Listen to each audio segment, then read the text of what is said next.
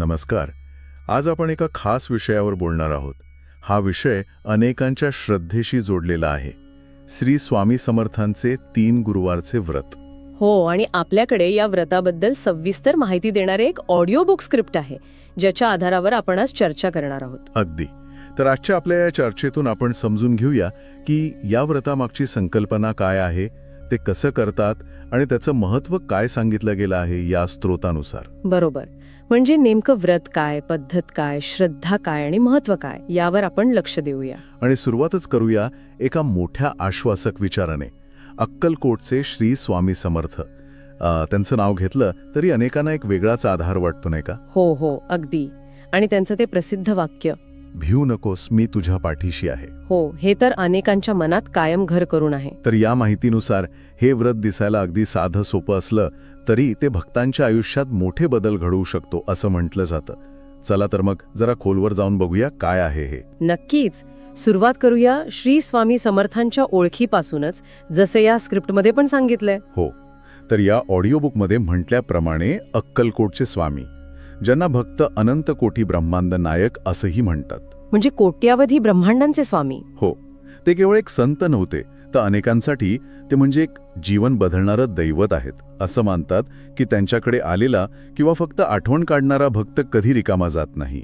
आणि अर्थातच त्यांचं ते धीर देणारं वचन, भिऊ नकोस, मी तुझ्या पाठीशी आहे, हे तर आहेच. या स्क्रिप्टमध्ये स्वामींनी सांगितलेल्या 3 मुख्य तत्वांवर खूप भर दिल्याचं दिसतंय. हो, बरोबर.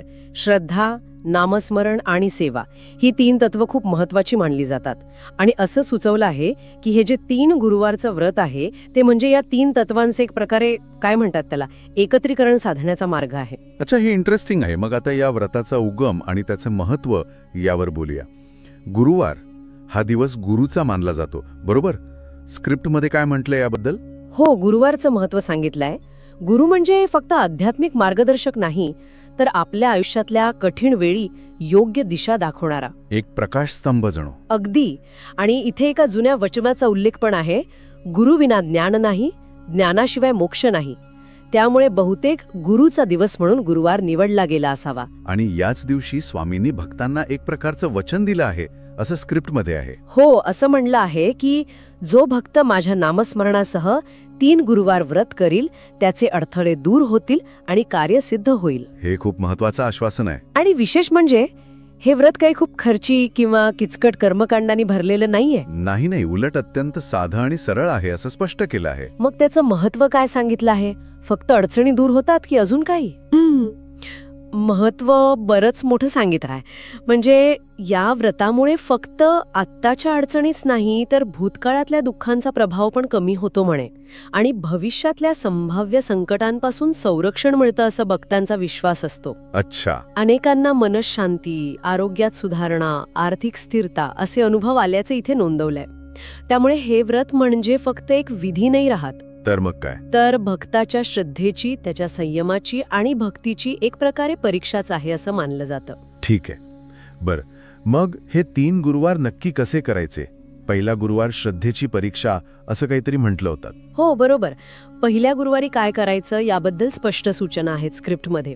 सकाळी लवकर उठायचं, स्नान करायचं आणि घरातल्या एका शांत स्वच्छ जागी स्वामींची प्रतिमा किंवा मूर्ती ठेवायची. आणि मग पूजा वगैरे? हो, दिवा अगरबत्ती लावून पूजेला सुरुवात करायची.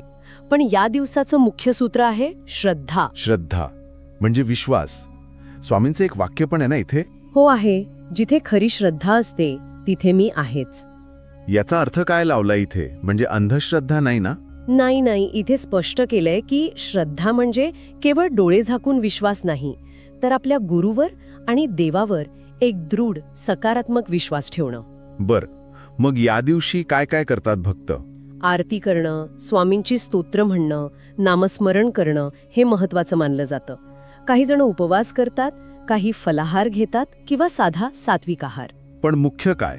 मुख्य म्हणजे या बाह्य गोष्टींपेक्षा मनाची शुद्धता आणि स्वामींप्रती असलेला पूर्ण समर्पण भाव जास्त महत्वाचा आहे, यावर जोर दिलाय. म्हणजे पहिला गुरुवार हा एक प्रकारे पाया रचण्यासारखा आहे. श्रद्धा पक्की करायची, आत्मविश्वास वाढवायचा आणि नकारात्मक विचार दूर करायचे. अगदी बरोबर पकडलत. हाच पाया पुढच्या 2 गुरुवारांसाठी खूप महत्वाचा ठरतो. श्रद्धेशिवाय पुढची साधना अपूर्ण राहील असा भाव आहे यात. श्रद्धेचा पाया घातला, मग येतो दुसरा गुरुवार. इथे कशावर लक्ष केंद्रित करायचं? दुसऱ्या गुरुवारी मुख्य भर आहे नामस्मरणावर, म्हणजे स्वामींच्या नावाचा सतत जप करणं. कोणता मंत्र? ओम श्री स्वामी समर्थ. हा मंत्र अगदी मनापासून एकाग्र होऊन आणि श्रद्धेनं जपायला सांगितलं आहे. स्वामींचं एक वचन इथे परत महत्वाचं ठरतं, नामामध्येच माझं संपूर्ण अस्तित्व आहे. नामस्मरणाचे फायदे काय सांगितले आहेत? तुम्ही म्हणालात मानसिक शांती मिळते. हो, नक्कीच. या स्क्रिप्टनुसार नामस्मरणानं मनातली काळजी, भीती कमी होते, नकारात्मक विचार दूर होतात आणि आत्मविश्वास वाढतो. एवढंच नाही, इतकंच नाही. काही भक्तांना नामस्मरणाच्या वेळी एक वेगळाच अनुभव, म्हणजे एखादा दिव्य अनुभव किंवा खूप आंतरिक शांतता जाणवते, असंही म्हटलं आहे. अच्छा, या दिवशी अजून काही करायला सांगितलं आहे का? जसं की काही वाचणं वगैरे? हो, शक्य असेल तर स्वामींचं चरित्र, म्हणजे श्री स्वामी चरित्र सारामृत किंवा लीलामृत किंवा नामस्मरणाचं महत्त्व सांगणारे ग्रंथ वाचायला सुचवला आहे. आणि वेळ नसेल तर किमान 108 वेळा माळेवर किंवा मोजून मंत्रजप करावा असं मार्गदर्शन मिळतं. म्हणजे दुसरा गुरुवार हा पूर्णपणे आतमध्ये वळण्याचा, मानसिक आणि आध्यात्मिक साधनेचा दिवस आहे. नामस्मरणातून मन शांत करायचं आणि अडचणींना सामोरं जायची शक्ती मिळवायची. बरोबर. नामस्मरणाने मनाला जी स्थिरता मिळते ना, त्यामुळे मोठी अडचण पण थोडी सोपी वाटायला लागते असा विश्वास दिसतो यामागे. ही एकाग्रता मग तिसऱ्या गुरुवारसाठी तयार करते. आता तिसरा आणि शेवटचा गुरुवार, व्रताचा समारोप. इथे काय करायचं असतं? तिसऱ्या गुरुवारी व्रताचा केंद्रबिंदू थोडा बदलतो. इथे सेवा आणि दान यावर भर दिला जातो. म्हणजे श्रद्धेला आणि नामस्मरणाला आता कृतीची जोड. अगदी. या स्क्रिप्टमध्ये काही उदाहरणं दिली आहेत, जसं की भुकेल्याला अन्न देणं, गरजूंना कपडे देणं किंवा समाजासाठी काहीतरी चांगलं काम करणं. स्वामींचं एक वाक्य आठवतंय. तुम्ही म्हणाला होता, जेवढं तू इतरांना देतोस तेवढं माझ्यापर्यंत पोहोचतं. हो, हे सेवेचे महत्त्व सांगतं. सेवा म्हणजे फक्त दानधर्म नाही म्हणताय तुम्ही? नाही, ती एक वृत्ती आहे. इतरांबद्दल करुणा वाटणं, त्यांना मदत करायची इच्छा असणं. आणि याच दिवशी भक्त आपला संकल्प पूर्णत्वास नेण्यासाठी स्वामींकडे प्रार्थना करतो. संकल्प म्हणजे काय नक्की? म्हणजे हे व्रत करताना मनात जी काही इच्छा असते किंवा अडचण असते, ती स्वामींपुढे मांडायची आणि ती पूर्ण करण्याची विनंती करायची. उदाहरणार्थ, हे स्वामी, मी हे 3 गुरुवारचं व्रत माझ्या ह्या कामासाठी किंवा ह्या समस्येसाठी केलं आहे. कृपा करून माझी इच्छा पूर्ण कर, अशी प्रार्थना भक्त करतो. आणि असं म्हणतात की या तिसऱ्या गुरुवारी भक्ती, समर्पण आणि सेवा एकत्र येतात आणि मग भक्ताच्या जीवनातले अडथळे दूर होतात. याचे काही अनुभव सांगितले आहेत का स्क्रिप्टमध्ये? हो, नक्कीच. काही अनुभव शेअर केले आहेत. जसं की एकाला नोकरी लागत नव्हती, व्रत केलं आणि तिसऱ्या गुरुवारी चांगली बातमी आली. अरे वा. ती झाली. तर कुणाला व्यवसायात अनपेक्षित यश मिळालं. असे अनेक अनुभव भक्त सांगतात, ज्यामुळे या व्रतावरची श्रद्धा अजून टिकून आहे, असं स्क्रिप्टमध्ये म्हटलंय. हे झालं व्रताचा आचरण आणि अनुभव. पण हे फक्त विधी नाहीत, यामागे काहीतरी खोल तात्विक अर्थ पण आहे असं वाटतंय. त्याबद्दल काय स्पष्टीकरण आहे? हो, आहे ना. स्क्रिप्टमध्ये हे स्पष्ट केलंय की हे व्रत केवळ बाहेरची पूजा नाही. याचे 3 मुख्य आधारस्तंभ आहेत, जे आपण बोललो. श्रद्धा, देव आणि गुरुवरचा विश्वास. बरोबर. मग नामस्मरण, ज्यामुळे मन शुद्ध होतं. हो. आणि तिसरं सेवा, म्हणजे परोपकार, करुणा, आत्मशुद्धी. हे फक्त टक्के नाहीत, तर मूल्य आहेत. अगदी. म्हणजे हे 3 गुरुवार म्हणजे फक्त क्रमाने करायच्या गोष्टी नाहीत, तर ते एका विशिष्ट जीवन जगण्याच्या पद्धतीकडे नेणारे टप्पे आहेत. आधी विश्वास पक्का करा, मग मन शांत करण्यासाठी साधना करा आणि मग ती ऊर्जा इतरांच्या भल्यासाठी वापरा. बरोबर विश्लेषण आहे हे.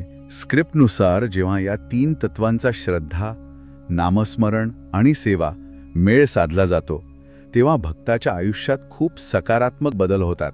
हो, त्याला फक्त मानसिक शांतताच नाही मिळत, तर संकटांवर मात करण्याची ताकद मिळते, आध्यात्मिक प्रगती होते आणि इतरांशी असलेले संबंध पण सुधारतात.